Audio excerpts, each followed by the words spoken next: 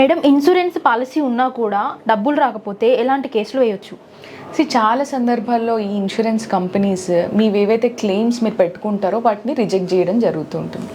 ఒక్కోసారి ఎటువంటి కాజ్ లేకపోయినా కానీ మీరు క్లెయిమ్ చేసింది వాళ్ళు కావాలని రిజెక్ట్ చేయడము, ప్రీ ఎగ్జిస్టింగ్ కండిషన్ అనో లేదంటే కోవిడ్ పాలసీ అనో ఇలా రకరకాల సాకులతో రిజెక్ట్ చేస్తూ ఉంటారు.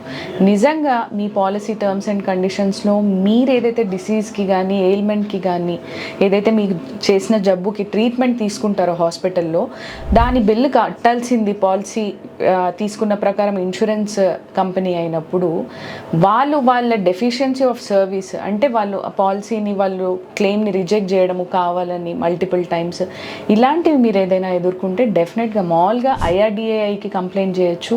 అక్కడ కూడా మీ సమస్య అనేది రిజాల్వ్ అవ్వనప్పుడు డెఫినెట్గా కన్జ్యూమర్ కోర్ట్కి అప్రోచ్ అవ్వచ్చు.